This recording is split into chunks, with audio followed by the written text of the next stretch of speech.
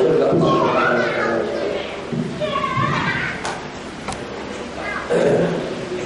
Biar yang sedikit dapat ramai sikit. Itu je lah, insya-Allah. Baik, jutaan terima kasih kepada staf kepimpinan surau atas kesediaan menjemput. Syukur pada Allah kita boleh mentakdir dengan baik, tapi takdir manusia di bawah takdir Allah Subhanahu wa taala. Jadi bertakdiran kita pada malam ini sesuai dengan takdir Allah Subhanahu wa taala, insya-Allah. Jadi bukan kita.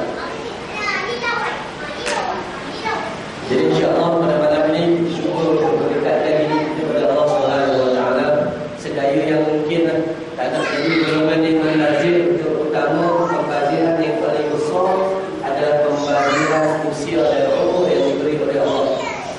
Kalau membazir makanan kita nampak, tapi membazir usia ni kita tak nampak.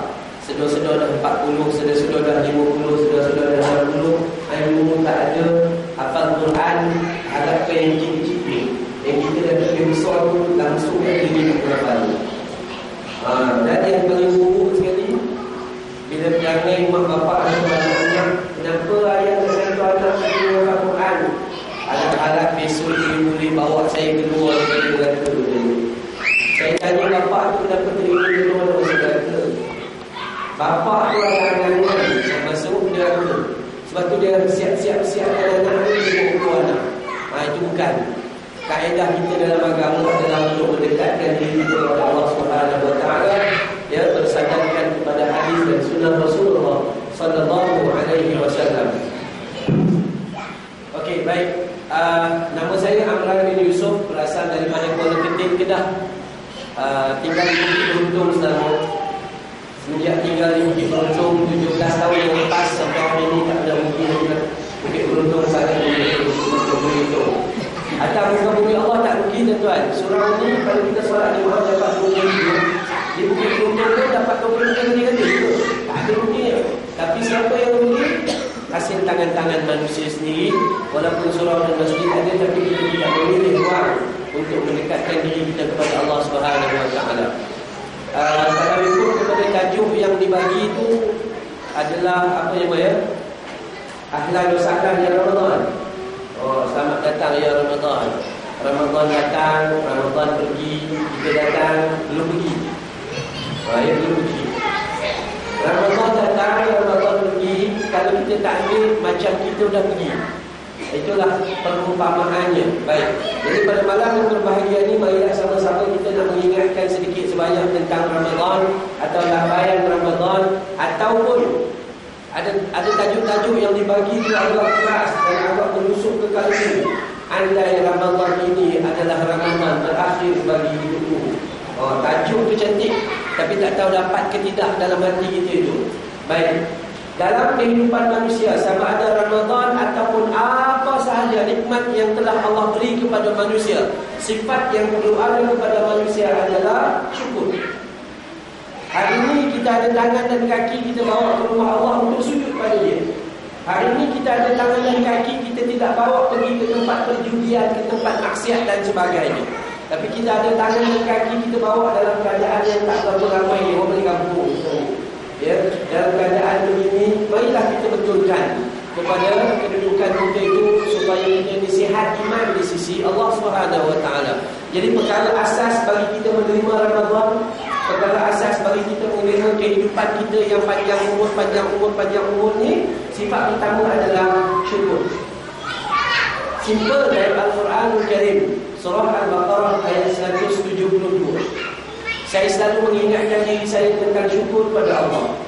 Allah menyebut dalam Al-Quran, ya ayyuhalladzina amanu kulu min thayyibati ma razaqnakum washkuru lillah in kuntum iyyahu ta'budun. Al-Baqarah 172. Wahai orang-orang yang beriman, makanlah, ambillah, gunalah rezeki yang baik-baik yang telah diberi oleh Tuhanmu. Tapi jangan kamu lupa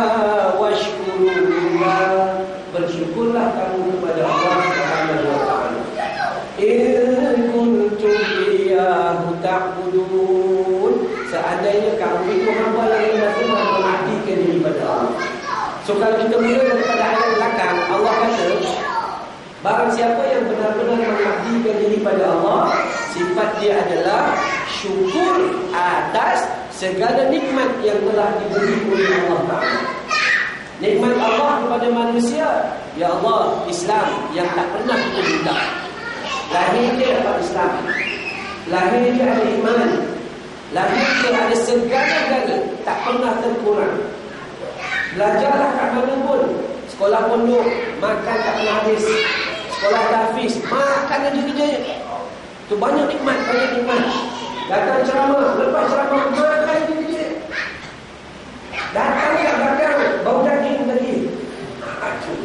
Rasa lapar pula perut tadi. Maksudnya nikmat kita terlalu besar. Memang besar semua kita. Cuma sama ada kita menjadi hamba yang syukur kepada nikmatnya atau hamba yang kufur terhadap nikmatnya.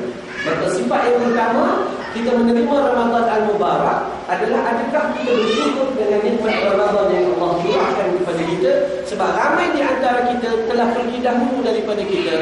Dan kadang-kadang kita melihat kematian sahabat kita satu hari sebelum Ramadan Al-Mubarak, 29 Syakban kata begitu. Tapi kita, alhamdulillah, orang lain mati, orang lain mati, orang lain mati, kita tak mati-mati. Adakah itu sahaja sia-sia? Bukan. Itu rahmat dan nikmat yang Allah bagi. Nak tengok ujian itu, kita sanggup ke tidak membawa jalan kita ke syurga Allah Subhanahu wa ta'ala. Maka syukur adalah perkara yang asas. Allah kata, wahai orang yang beriman, bersyukurlah kamu. Maksud syukur apa? Imam Asy-Syafi'i meletakkan syukur itu macam iman. Disebut di dalam kitab Al-Um, Imam Syafi'i sebut al-imanun qaulun bil lisan wa tasdiqul bil jinan wa amalun bil arkan. Iman itu apa yang kamu sebut di mulut, juga apa yang kamu rasa di hati, juga apa yang kamu lakukan dengan perbuatan. Itu baru iman. Iman bukan cuma satu sebut di mulut, aku orang Islam, solatnya belum.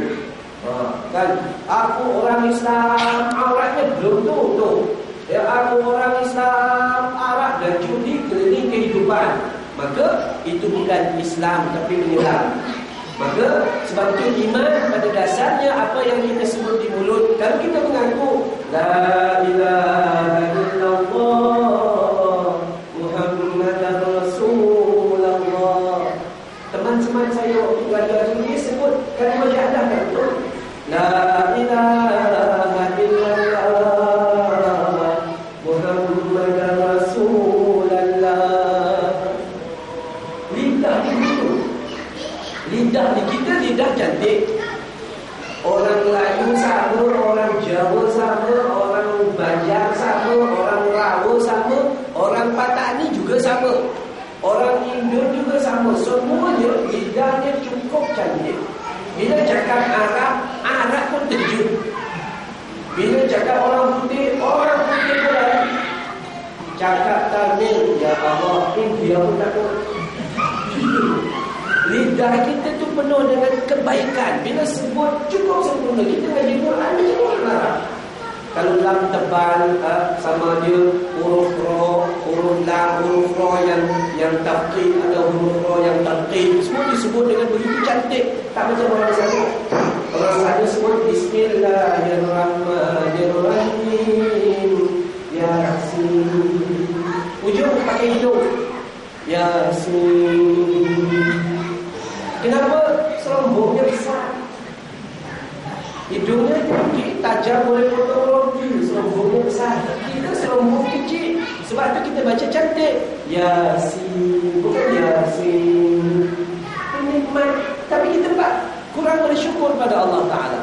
Jadi sifat pertama di mulut dulu. Sama kita benar-benar melafazkan kalimah membesarkan Allah. Salat apa salat tadi? Subhanallah walhamdulillah wa la ilaha illallah wallahu akbar. Doa kepada Allah Ta'ala. Mulut dulu. Apa yang buat di mulut ada tak dalam hati? Itu perkara kedua. Itu rasa syukur. Hari ini kita kata, oh Ramadan dah nak masuk, alhamdulillah. Mulut kata. Dalam hati seronok ke atau rasa macam ish,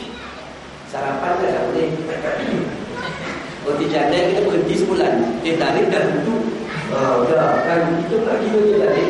Akhirnya kalau kita rasa tak berapa seronok dengan ketentuan yang Allah bagi, itu rosak iman kita. Rosak syukur kita tu rosak. Baik, sebab tu dalam hati yang ada di mulut sebut aku orang Islam, di hati mengakui bahawa aku akan menuruti segala perintah Allah Ta'ala dan buat dengan tubuh badan. Al-iman qawlun bil lisan wa tasdiqun bil jinan wa 'amalun bil arkan. Kita punya iman kita sempurnakan atau kita tonjolkan atau kita realisasikan dengan perbuatan. Kalau kita kata, Ustaz, saya orang Islam, saya orang beriman, aurat tak tutup, itu bukan beriman nama itu. Saya jaga dalam hati, Ustaz, hati saya baik, saya tak ada mengatakan orang, tapi hati saya baik. Kan? Maksudnya apa? Bila mana kita engkar dengan perintah Allah, bermaksud hati kita busuk. Bila mana kita engkar dengan sunnah Nabi, maka bermaksud hati kita itu tidak sehat. Sebab itu kita perlu letak 3 perkara di hari ini. Kita tinggal beberapa hari nak masuk Ramadan Al-Mubarak ini, mula kata Alhamdulillah, Alhamdulillah. Tapi hebatnya orang Melayu, bulan Sya'ban ini sepatutnya Nabi kata, betul, bulan ini bulan yang dilalaikan oleh manusia. Manusia bukan sibuk nak masuk Ramadan. Manusia sibuk membesarkan rumah, cat rumah, tempat baju, nak sambung hari raya. Manusia tak sibuk pasal Ramadan. Ya, akhirnya kita tak ada matlamat. Tahun ni nak memperkenalkan, tahun lepas Lailatul Qadar tak ada, aku pergi Lailatul Qadar. Oh, ya. Itu masalah.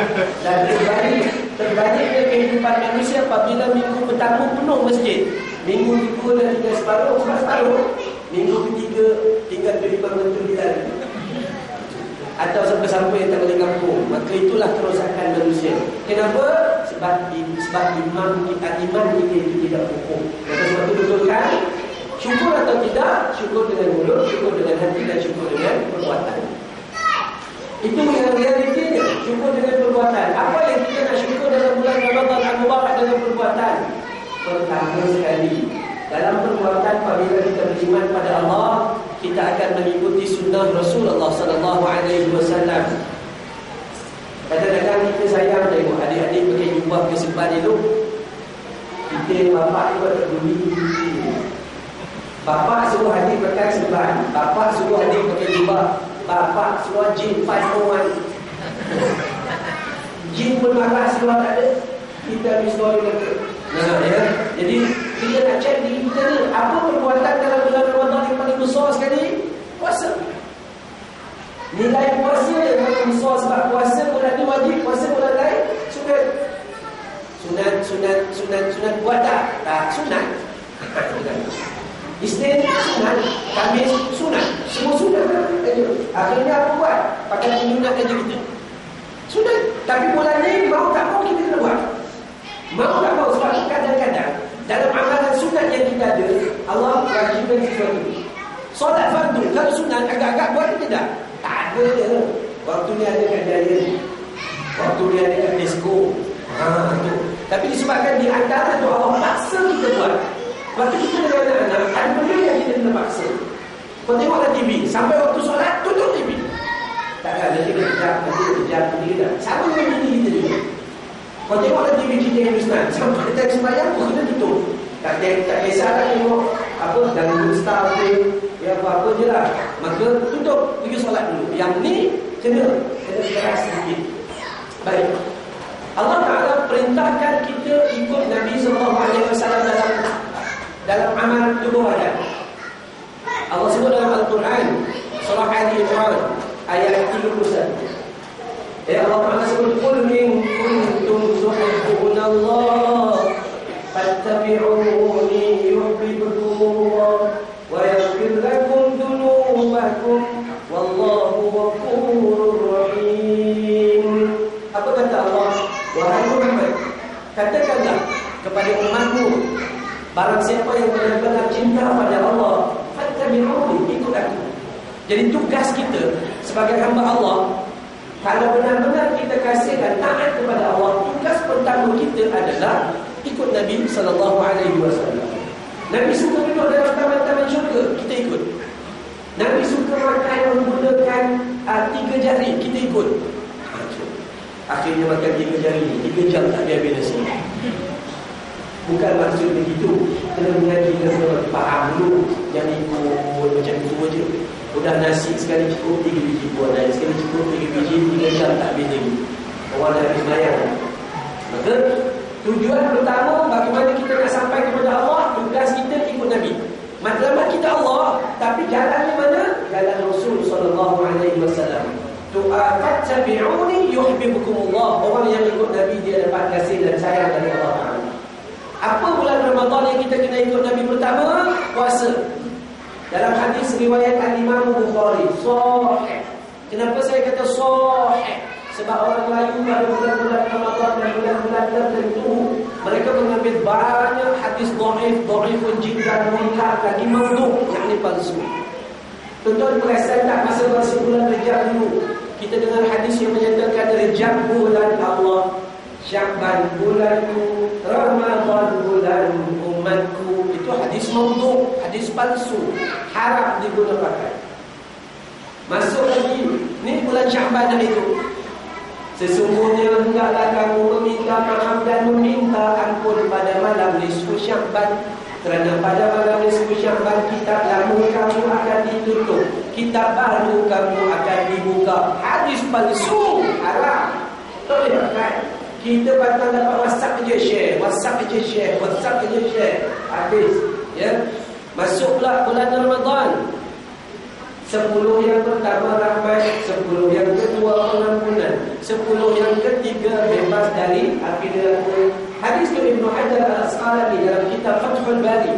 Ibnu Hajar Al-Asqalani adalah seorang ahli hadis terkemuka dalam mazhab Imam Syafi'i. Dia kata hadis itu munkar. Hadis yang didustakan atas nama Nabi. Okay. Masuk Ramadan, malam pertama solat tarawih pahalanya sekian-sekian. Malam ketiga solat tarawih, kita dimasukkan ke dalam syurga. Sudah macam tuan tempat tak payah pergi dalam syurga.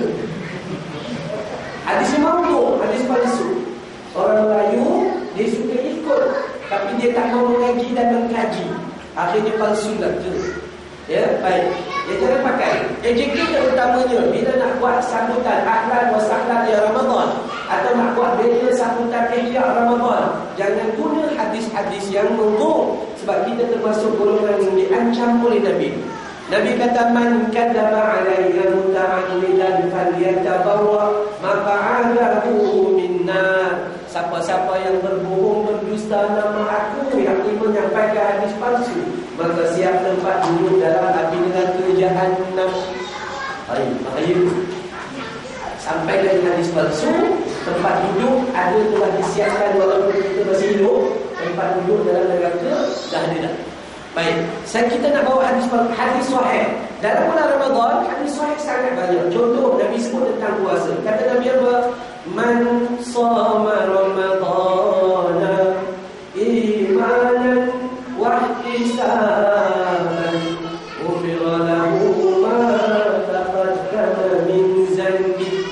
Barang siapa yang berpuasa Ramadan kerana mencari redha Allah dan mengharapkan ganjaran dari Allah, maka diampunkan seluruh dosa mereka yang telah lalu. Kan untung. Orang yang puasa bulan Ramadan kerana mencari redha Allah atau berdasarkan iman pada Allah, bukan kenapa puasa betul datang tak boleh. Kenapa puasa? Kalau orang lain puasa habis gila kunci tak dapat. Puasa kenapa? Cari Allah kan, dan mengharap ganjaran semata-mata dari Allah. Kenapa puasa? Mak kasih RM1 satu hari RM2 kan. Ada yang mak bapak kata, dia kau puasa, lepas puasa mak kasih RM2. Dia puasa sebab mak akhir kita mandi kenyang. Masa mandi tu, masa mandi jiru masa buka puasa apa pun tak makan. Entahlah entahlah. Sebab itu jangan didik anak-anak menerima rasuah. Sebab anak mak bapak pun ada juga. Tuan perasan tak? Mak bapak tak peduli sangat mak. Bapak tidak peduli sangat. Anak nak ambil exam, apa mak bapak buat? Mak dia akan buat macam-macam sehingga dia doa pada Allah. Ya Allah, ya Tuhanku, anak PSR ya Allah, berilah padanya 5A ya Allah. Minta dengan Allah Ta'ala macam Allah Ta'ala tak ingin. Dia ngajak Allah Ta'ala, ya Allah bagi 5A ya Allah. Andai kau bagi 5A, aku puasa 5 hari ya Allah. Andai kau tak bagi, aku tak jadi puasa. Ukur Allah Subhanahu Wa Ta'ala. Kita nak beramal, walaupun amal cuma sedikit, tapi ikhlasnya besar di sisi Allah Subhanahu Wa Ta'ala. Sebab itu bila kita berpuasa, maka cari redha Allah. Kita dalam rumah tangga, suami sibuk bekerja sebab cari redha Allah untuk tanggungjawabnya jaga ahli keluarga. Isteri masak, sahur, bunyi tang-tong-tang. Itu bukan masalah dia, marah yang lebih banyak. Jangan mungkin. Dah, dia kena cari redha Allah. Tak apa, kadang-kadang kita ni kan sibuk. Ada orang tanya, Ustaz sibuk tak? Tanya kepada dia, sibuk, sangat sibuk. Pergi Johor, pergi Melaka, pergi Kedah, pergi sana, pergi sini, sangat sibuk. Tapi bila kita fikir balik, sebab tu orang Islam, dia kena buat fikir ya Allah. Semua orang yang sibuk, buat baik, tak sempat dia fikir benda-benda yang tak baik. Sibuk, AJK sibuk, kejap majlis tu, kejap majlis ni kat sini. Ada yang kena potong daging, ada yang kena menumis, ada yang kena itu. Memang betul, sibuk. Bila dia sibuk, rupa-rupanya Allah tak mau bagi dia lalai. Yang kita takut, kita tak kerja. Mana pergi? Pasal malam. Habis pasal malam, balik makanannya sejak pukul 12 atau tak berapa cukup. Belum pergi atau bukit. Mana sebelah tinggal sebelah sana. Bukan ada kerja. Yang dekat masjid tu dibuka rahmat dia besar. Kita belum pergi atas bukit. Tengok lampu. Tak ada pun. Bukan. Saya nak pergi ceramah dekat Taman Pinggiran Delima. Kan dari bukit tu turun, sebelah kiri kan Taman Pinggiran Delima. Kadang-kadang malam dia sebelah begitu, ya Allah, jam menyentuh dia. Ada manusia berjalan sampai 1 kilometer parking semata-mata nak tengok lampu je. Kau buka kat rumah kata banyak. Kan? Lepas tu kalau dia pun nak tengok keindahan, tengok dengan memikirkan kebesaran Allah. Bukan tengok cantik KL punya ya. Ya. Jadi mari kita perbetulkan apa yang kita ada pada hari ini, tak mau jadi merapu, tak mau jadi lalai dan sebagainya. Sebab itu tugas pertama buat apa? Tugas pertama puasa mengikut sunnah Nabi sallallahu alaihi wasallam, cari redha Allah. Cari redha Allah. Jangan puasa kerana orang lain. Baik, di dalam puasa apa yang kita jaga? Perkara yang pertama sekali kita jaga adalah sahur. Nabi SAW bersabda dalam hadis riwayat Al-Imam Bukhari, wahai sahabat, jangan kamu tinggalkan sahur walaupun hanya seteguk air. Kerana dalam sahur ada barakah. Kerana dalam sahur Allah dan malaikat berselawat atas alal mutasahil, atas orang yang bersabar. Orang yang sahur pertama dia dapat berkat. Berkat apa? Rahmat. Rahmat apa? Jagaan Allah Subhanahu Wa Taala. Orang yang sahur dapat selawat daripada para malaikat. Orang yang sahur dapat selawat daripada Allah Subhanahu Wa Taala atas mereka. Jadi sebab itu, walaupun sahur itu nampak tak ada apa-apa, tapi sebenarnya sahur adalah sesuatu yang sangat-sangat istimewa. Cuma bagaimana nak dapat sahur yang paling istimewa? Yakni sahur yang mengikuti sunnah baginda Nabi sallallahu alaihi wasallam. Suara yang picit buat tu. Tak apalah, budak nama budak. Tunggu-tunggulah sikit, jangan marah dengan budak. Kita tunggu. Okey, baik. Jadi perkara asas dalam hidup kita, nak sahur, sahur ikut sunnah Nabi. Macam mana sahur ikut sunnah Nabi? Nabi bersahur cuma dengan kurma dan minum air. Kurma dan minum air. Kurma apa yang nak makan? Jangan beli kurma yang murah doh. Kurma yang murah dah digendap di air gula. Baru 3 biji masuk kencing manis naik 21. Kurma kalau nak makan, paling tidak kat Malaysia ni kurma yang makan sembunyi-sembunyi tu.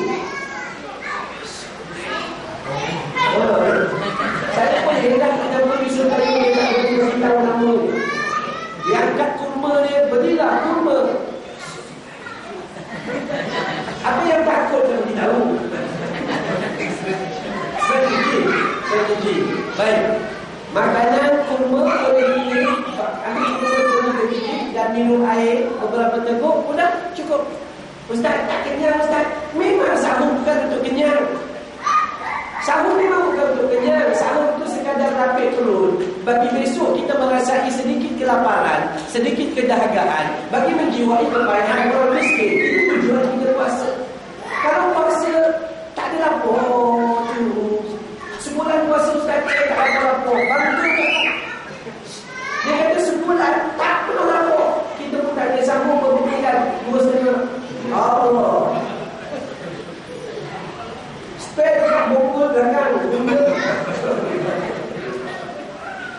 Kadang-kadang sial tengok.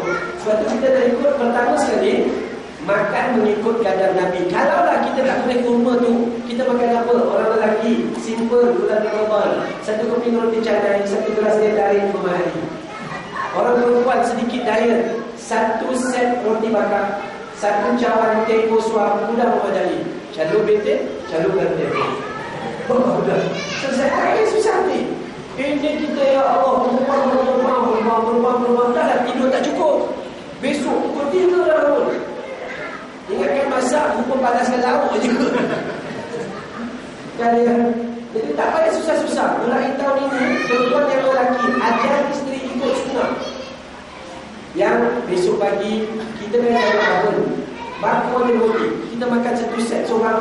Atau kalau rasa kuat tak cukup, apa kita panggil sekarang roti, roti apa, telur mata. Telur mata dekat tengah kosong sikit, pekor dah selesai. Itu sunnah. Tapi kita bukan sunnah, kita punah. Allah, bahaya ni. Tuan-tuan, saya selalu bagi tahu di mana-mana je lah. Ni besok kita rasa 2 hari. Pergi ke mana-mana saya selalu sebut, kita orang Melayu ni, orang Arab selalu datang jumpa kita bagi nasi Arab. Bukan bagi ni yang dijual. Dia kata, ya ayuhal Melayu, hada sunnah. Maka nasi Arab dalam kalam, hada sunnah. Saya kata, la hada punna. Mana ada Nabi makan dalam talam semua talam kita. Mohon dia, itu orang Arab makan. Kita bukan disuruh supaya mengikuti orang Arab. Kita disuruh supaya mengikuti sunnah Nabi SAW. Nabi makan dalam talam, ya, terkadang dalam talam, terkadang dalam pinggan. Tapi makan dalam kelompok. Maksudnya dia bukan makan satu seorang. Bukan yang dalam talam saja dapat sunnah. Kalau semua dapat sunnah makan dalam talam, puak ni je dah dapat makan dalam talam tu. Dia buat mak bapak kau tak dapat ke? Tak. Nabi terkadang makan dalam pinggan. Tapi makan tu ramai-ramai sekaligus, baru rahmat turun. Orang Arab datang sini, cuma kadang-kadang kita tak perasan. Saya bila ke hari itu, dia lagi makan dekat Hadramaut. Saya pun takut lepas makan mau. Itu pun kita tak perasan. Nabi kalau makan dalam talam tu cuma kecil, tak sebesar talam kita. Makanannya cuma sedikit. Saya belajar ilmu hadis, saya belajar khususan, takhusus hadis. Nasi dia cuma sedikit, dan setiap kali Nabi makan, Nabi memulakan dan Nabi akan tolak makanan itu kepada teman-teman yang lain. Itu sifat Nabi. Kalau kita yang mula campur dulu, kita wajar lari dulu. Ya. Dan makanan Nabi cuma sedikit, makanan kita waduh ini. Nasinya mumpung, cari kambing tak jumpa. Pakai jengkau, kambing dalam. Allah. Sebab itu kalau kita tak faham, kita rasa makan nasi Arab ni sunnah. Bukan sunnah, itu punah. Itu menyebabkan kerosakan kepada kehidupan kita. Itu bukan makan, itu mendadak. Ya betul. Nabi ajar makan tu. Nabi kata makanlah kamu wahai para sahabat dengan beberapa suapan sekadar menegakkan tulang belakangmu. Kita lupa makanlah kamu beberapa talam sehingga membongkokkan tulang belakangmu. Allah. Sebab tu saya penasihat di sekolah-sekolah tahfiz. Saya sendiri ada sekolah pondok sebenarnya. Saya selalu bagi nasihat budak-budak kadang-kadang makan banyak, jadi udahlah nak hafal susah dapat. Lepas dapat tinggal 2 hari lupa terus. lupa terus. Apa? Makan tu. Dah makan dah. Jadi sebab itu fikirkan sikit. Sahur ikutlah sunnah Nabi SAW. Jadi makan yang simple-simple, minum yang simple-simple. Waktu bila kita sahur 10 minit sebelum azan subuh. Kita pula 10 minit sebelum azan subuh, kita tulis kat situ imsak, jangan makan. Dia tak kasih orang makan, dia hentam juga. Sebenarnya waktu imsak itulah waktu yang paling sesuai untuk makan. Para sahabat kata kami bersama dengan Nabi, kira-kira 50 ayat Al-Quran dibaca dan kemudian azan subuh. Kalau kita baca surah Yasin 83 ayat Al-Quran, maka kita akan baca lebih kurang 15 minit. Tapi kalau 50 ayat Al-Quran, kira-kira 10 minit sebelum azan, maka itulah sangat baik. Sebab itu kita kena tukar kaedah makan. Makan apple, makan buah dan sebagainya. Jangan bersahur dengan asam pedas ikan pari, masak lemak, telur ini Allah laju makan, itu bukan. Jadi sebab tu kalau kita kadang-kadang mengaji tu nampak kecil, tapi kesannya sangat besar. Ya? Jadi okey, balik. Dalam makan itu satu lagi. Ada orang terjaga dan makan azan. Dia makan pula tu gulai daging. Makan gulai daging azan. Wah, kami buat dari sini. Apa? Kami kan tercekik terang kan. Jadi apa sebenarnya? Sebenarnya adalah minum air selagi azan belum habis. Azan kan 2 minit. Kalau azan tidak lagi kenyang. Jadi kalau kita dah dengar azan, Allahu Akbar, Allahu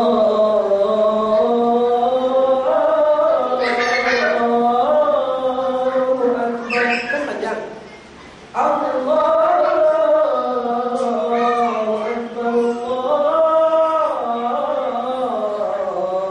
Akbar. Mau 3 minit. Jadi sempat habis roti bakar.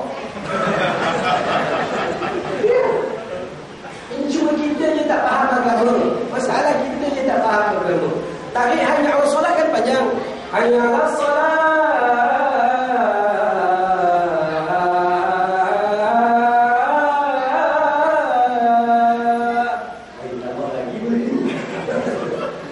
Tapi kita tu pelik. Dah imsak. Akhirnya tak payah puasa je lah.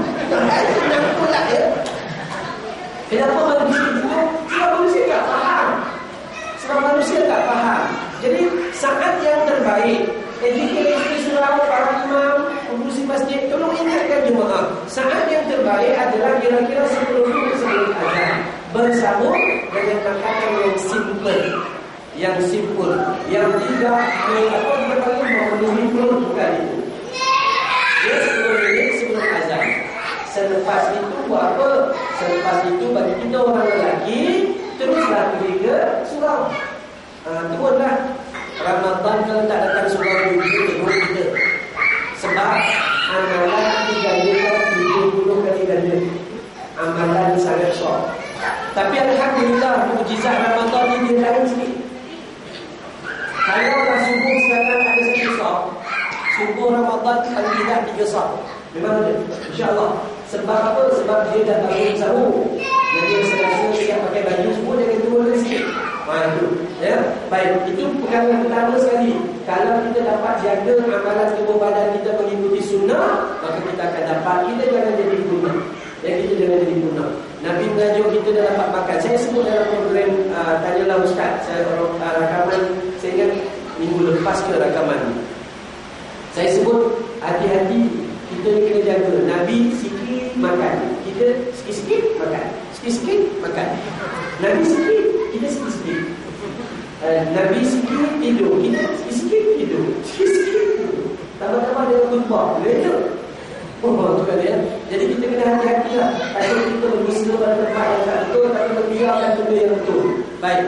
Kaedahnya macam mana? Kenapa kita gagal mengikuti sunnah Rasulullah SAW? Sebab yang pertama sekali adalah hawa nafsu. Kenapa kita gagal mengikuti Nabi? Sebab hawa nafsu. Kenapa masa kita teringat, aku lama tak pergi masjid, aku lama tak pergi surau. Kenapa? Masa nak pergi dia kata, nak pergi ke tidak, nak pergi ke tidak, nak pergi ke tidak, jawapannya tidak. Itu baik.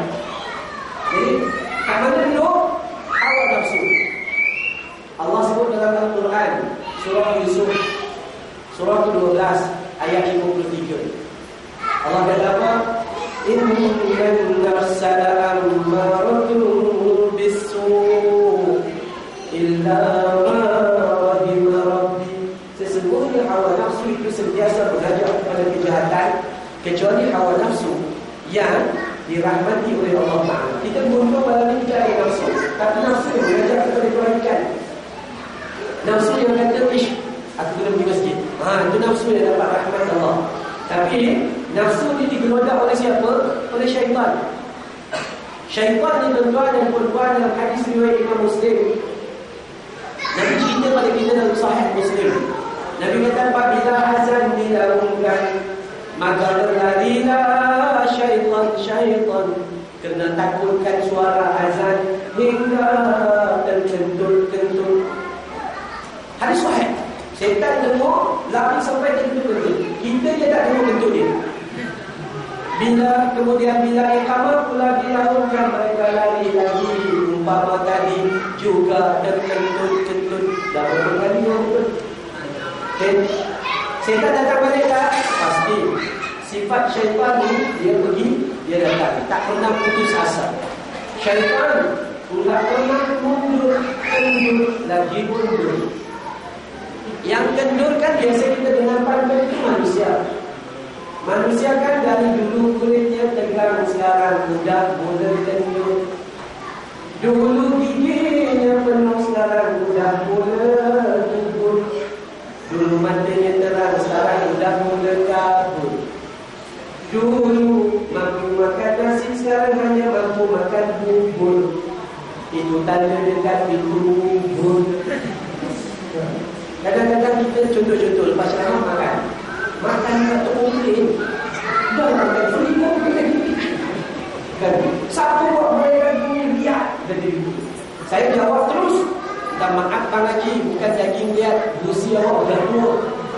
Kadang-kadang bila tengok kedai mana tak ada masalah pun. Dia ni. Kenapa? Sebab kita menunggu diri kita ikut sunnah Rasulullah SAW.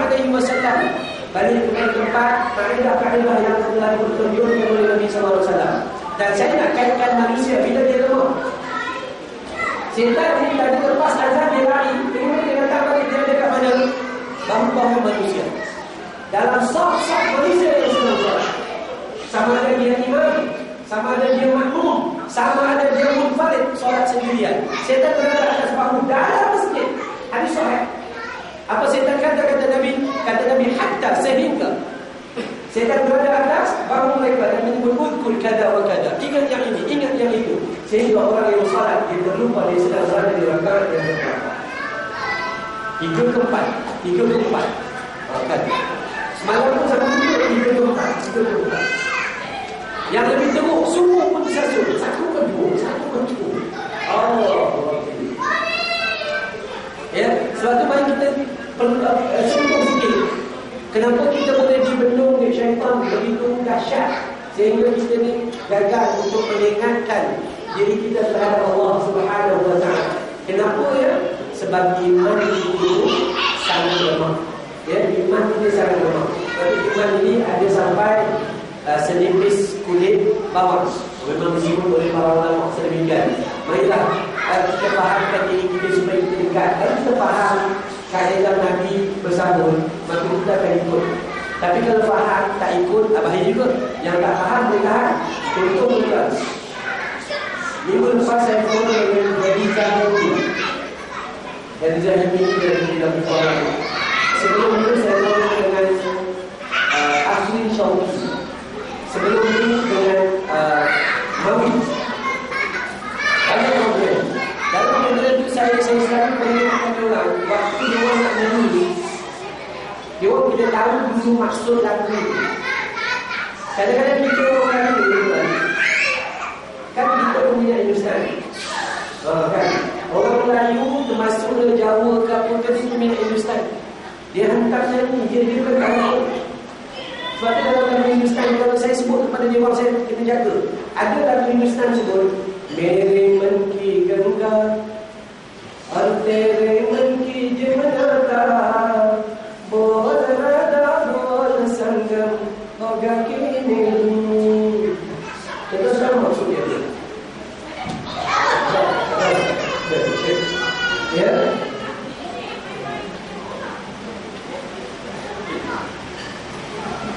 Okey, budak.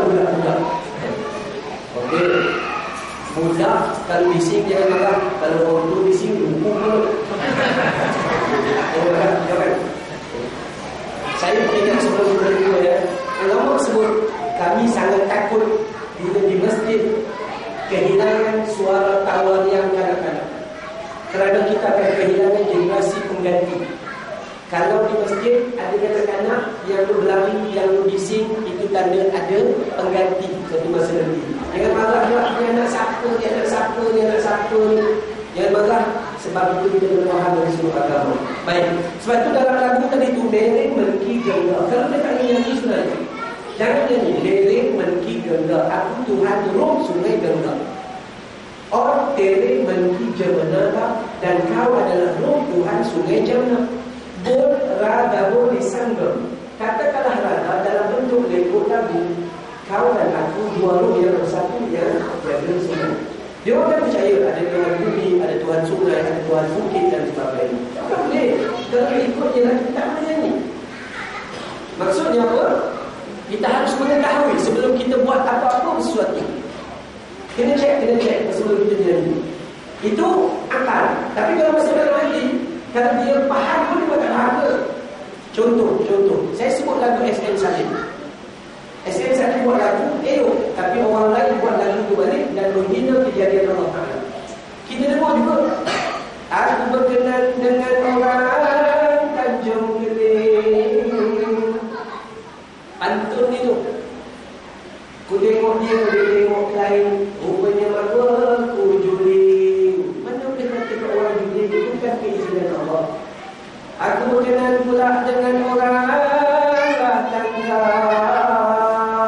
Daripada kata dia tangga. Aku panggil dia tak dengar. Rupanya makan bini ku pegang. Ada seorang tanya, pegang apa?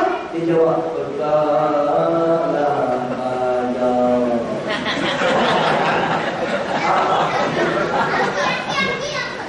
Bayangkan, lagu itu sepatutnya diharamkan. Tapi disebabkan jiwa manusia itu bukan hanya rosak akal, tapi dia rosak hati.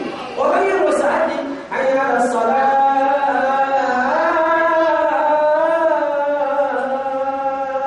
Lalu sebelah surau, sebelah masjid, mereka dah makan terus.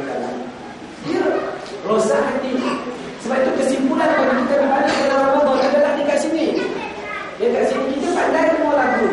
Dil to pagal hai, dil divana hai, dil to pagal hai, dil divana hai. Nyanyi pandai. Dil to pagal hai, hati boleh jadi gila, hati boleh jadi rosak dan binasa. Allah gambarkan kerosakan hati dalam surah Al-A'raf ayat 179.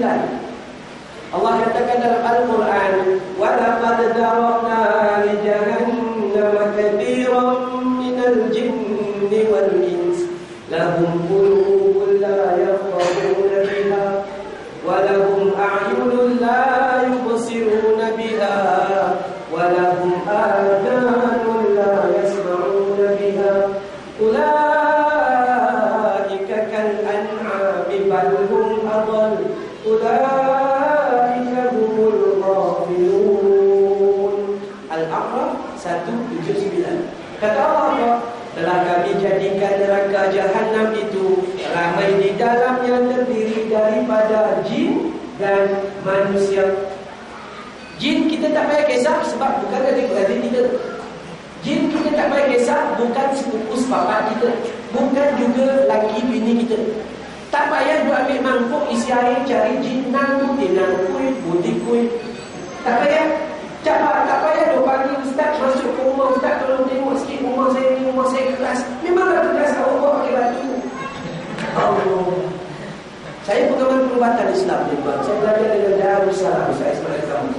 Orang kata tadi tu ustaz, datang rumah kerja buat bangkok. Saya pun pergi dah. Bangkok ni tu ada bangkok tembok, ada bangkok besi, pun nak buat apa sebenarnya. Ni kita orang Melayu ambil garam campur dengan garam hitam. Campak. Bukan wazir dan garam kan guna untuk gulai yang kurang masin. Lada hitam orang Sarawak susah pun nak tanam, tiba-tiba dapat kita buang ke negara. Innal mubadzirina kanu ikhwana syaitan. Kaedah dia apa? Sebab manusia tak faham. Jadi bab jin tak payah risau. Ada orang kata ustaz, saya niaga ni sejak hari ni orang laku ustaz. Niaga orang buat ni. Siapa nak buat ke awak? Kadang dia buat perasan. Siapa nak buat ke awak? Rupa-rupa yang dia buat sendiri. Dulu masa dia mula-mula niaga nasi lemak, nasi dia memang lemak. Dia buka jentung tu, bau sampai separuh kilometer lagi. Bau lemak dia tu, cukup seronok. Masa mula-mula dia jual nasi lemak, sambal dia campur dengan 3 bilis. Sekarang udah ada nasi, dah macam nasi tengah hari, tak ada lemak langsung. Sambal 3 bilis juga kalau tambah sampai 3 bilis setengah tu. Makin ada duit, makin tegur. Sebab tu Allah Ta'ala turunkan perniagaan itu. Sebab dia gagal bersyukur dengan nikmat yang Allah beri. Macam itulah. Supaya kenapa Allah tarikkan? Sebab Allah nak kita kembali kepada dia. Allah nak kita fikir kenapa kejadian ini berlaku. Bukan Allah bagi sia-sia. Lepas tu marilah kita belajar sikit, ya Allah kenapa jadi begitu. Tapi dalam ayat tu kata apa yang masuk dalam neraka siapa? Jin dan manusia. Jin tak payah kisah sebab jin pun marah dengan kita. Seluar dia semua pakat kita ambil. Jin mana dia semua sekarang? Itu kan dia. Jadi yang paling jahat adalah manusia. Dalam surah Al-An'am ayat 112. Setan ni tuan-tuan, jin ni bila datang kat kita, apa kita buat dia jawab? Tengah-tengah solat Allah Akbar, tiba-tiba dia datang gangguan. Tapi memang selalu ganggu pun. Selalu ganggu kan. Allah Akbar, Allah tutup api kat rumah. Betul-betul kan tutup. Entah kunci ni tidak rumah tadi kan ya. Dia kata apa setan? Nabi kata apa bila kamu rasa sepikan? Baca A'udzubillahi minasyaitonirrajim. Kawan sebelah pokok cuma, kawan sebelah video. Maka itu sunnah Nabi. Bila-bila sampai kita rasa terganggu, A'udzubillahi minasyaitonirrajim. Sebab setan selalu datang daripada menghadapi telinga sebelah kiri. Itu setan. Dia lari bila kita menyentuh. Tapi kalau setan daripada golongan manusia, dalam surah Al-An'am ayat 112, setan daripada golongan manusia datang. Bukan tak. Budak tu yang blok F. Yang blok F, mungkin satu setengah lah. Yang itu, orang lagi. Itu setan itu. Itu setan daripada golongan manusia. Maka apa kita buat? Kita pun A'udzubillahi minasyaitonirrajim. Akhir dia jawab Bismillahirrahmanirrahim. Sebab tu setan yang betul. Kita tak risau. Kita yang boleh risau adalah setan daripada golongan manusia. Makan dengan kita sekali, duduk dengan kita sekali, bagi surau dengan kita sekali. Tapi dia punya sifat kesyaitanannya melebihi setan-setan. Cukup bahaya. Okay? Jadi sebab tu kita nak cek diri kita lah, supaya kita duduk kat mana sekarang. Kita duduk kat mana hati kita, duduk kat mana adakah hati kita jauh daripada Allah Subhanahu Wa Taala. Okey, baik. Hati-hati ya. Apa yang tadi kita sebut? Sahur. Dalam puasa ada sahur. Jaga puasa, kerana puasa itu suatu pengampunan dosa. Dalam puasa ada sahur. Yang kedua dalam puasa ada apa? Dalam puasa ada berbuka. Berbuka lah mengikut sunnah Nabi SAW. Apa Nabi berbuka? Kurma juga, minum air. Cukup lepas tu solat maghrib dulu, lepas tu barulah makan. Ini ya Allah, berbuka kurma saja ya kurma. Air je 3 jenis. Tengok suami, air suami, cincau bios. Dahsyat. Oh, dia campur campur campur. Makan kurma, dia makan kurma. Bukan dia nak makan kurma, saya dia makan kurma di Bandung. Mi Bandung, order daripada Indo. Habis mi Bandung, mi Hai China. Habis lagi apa, mi Siam, itu dia China. Akhirnya solat maghrib 8 subuh turun ke depan. Itu bukan amalan Nabi. Nabi ngajar kita berbuka dengan kurma, minum air, lepas tu solat. Lepas tu nak makan lah. Tak apalah, tak ada masalah. Itu kaedah yang Nabi tunjukkan kepada kita. Sebab tu dalam bab makan ni banyak kita kena jaga. Sebab Nabi pesan makan dengan beberapa suapan. Tapi kita makan beberapa talam. Nabi pesan makan dalam tenang. Sebab tu kalau dia hadis yang Nabi sebut 3 jari itu, boleh lah kita ambil air ni kita boleh ambil dengan menggunakan 3 jari. Kita ambil kuih, ambil kurma, boleh ambil 3 jari. Nasi jangan ada, ambil nasi 3 jari, 3 biji 3 jam. Orang lain dah solat, dia makan lagi. Itu nasi jangan. Maksud 3 jari itu jangan makan dalam keadaan yang melampau, tamak dan aroma. Makan sikit-sikit je lah, InsyaAllah. Yang punya. Kemudian Nabi pesan pula tu, makanlah kamu, apabila kamu selesai makan, maka jilatlah jarimu, jilatlah senjungmu, jilatlah talammu, jilatlah periukmu yang ada padanya bagi makanan. Iya tu Ustaz. Talam, iya. Akhirnya dia minta gini. Bukan. Baca hadis, belajar hadis dengan betul. Mula-mula Nabi kata, apabila kamu selesai makan, jilatlah jarimu yang ada makanan. Kalau jari tak ada makanan, tak payah jilat. Kosong ni yang ada jilat buat apa? Itu sunnah. Bila ada sakit bagi makanan, jilat. Lepas jilat jari, baru ambil talam kita dan sambung dengan jari. Baru jilat jari. Bukan jilat di tangan. Itu kurang lagi. Dan last sekali, apabila kamu tidak mahu menjilat jarimu, maka berilah jarimu dijilat oleh orang lain. Hadis sahih. Hadis sahih. Ustaz. Ustaz kan? Yang ada murid kan? Anak-anak murid, Ustaz makan nanti Ustaz. Lepas Ustaz makan, Ustaz dengan jilat dulu ya. Biar kami yang jilat. Pada hakikatnya, seorang suami makan yang sunnah hadis sahih. Tapi nak buat je lah. Saya pun dah cuba. Yang awak jilat sendiri je. Sunnah. Terutama anak-anak yang degil, anak-anak yang keras hati. Rupa-rupanya kelopak-kelopak jari kita ni bukan hanya ada